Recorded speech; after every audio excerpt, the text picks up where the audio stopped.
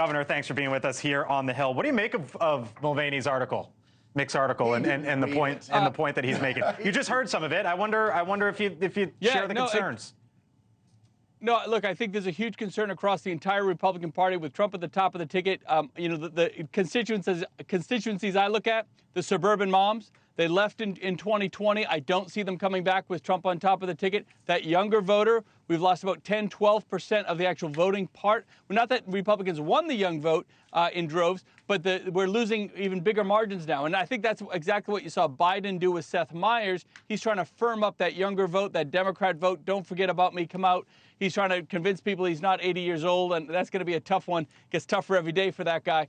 But I think Mick is right on target. You're going to have a lot of constituencies that have to be there to get not just the total popular vote, but in Georgia, Arizona, Pennsylvania, Michigan, those constituencies have to be there. They've walked away from Trump, and that's why I'm working so hard for Nikki Haley. I mean, that's really exactly what this is about. Electability up and down the ticket, because he's going to cost us House seats, Senate seats, and governorships. Okay. We can get into where the money's going to go, which ain't at Trump. It's not at the RNC.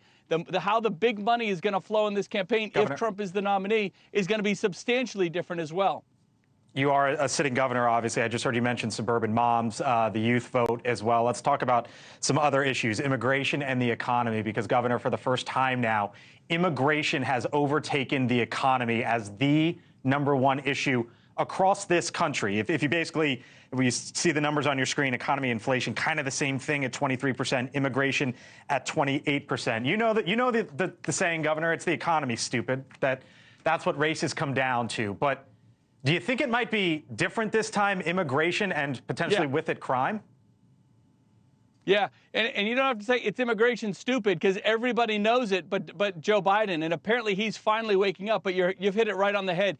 This is the issue. When I was at the White House this past week, the #1 issue for Republicans and Democrat governors, we're all with them. And, talking to Secretary Mayorkas and the president directly, immigration, immigration, immigration. So they've put forth these policies very early on. It's been an epic disaster. Politically, they don't know how to get out of it because they've made campaign promises. They're putting that ahead of the interest of the United States in securing the border. What about sending National Guard troops to the border? You've done it. You asked for $850,000 from state funds to go to Texas. You've been criticized for that. Why are you doing it? No, well, look, it's because it's the right thing to do. And the only people criticizing me are the ultra left wing. And the fact of the matter is people are very much in support of governors sending troops. I've sent hundreds of troops. This is a smaller detachment of MPs to help specifically with Eagle Pass, so it's a little bit of a lot of states are joining in that effort, because whether you're in New Hampshire or California or Texas or Arkansas, everyone knows that border security, it leads to fentanyl. It's inhumane what's going on down there. The human trafficking and sex trafficking is very real. That's hitting all 50 states. And the Democrat governors, by the way, are quietly going, thank you, Republican governors, for finally making this an issue, because they're getting crushed too. This is not Biden versus Texas. This is the Biden administration versus 50 states, and that's why they're struggling. They have no answers. The only answer is one bill that is not going to pass, and they acknowledge it's not going to pass, but they got no plan B. They got no plan C, and good management requires, on the biggest American security issue, that you have plan B and plan C ready to go, and that's the only reason right now why Trump, it looks like he could beat Biden in November. Okay, we'll leave it there. Governor Sununu, State of New Hampshire. Thank you, sir. Hope you come on back. You bet.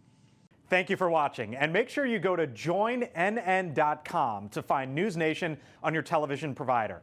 And don't forget to click the red subscribe button below to get more of NewsNation's fact-driven, unbiased coverage.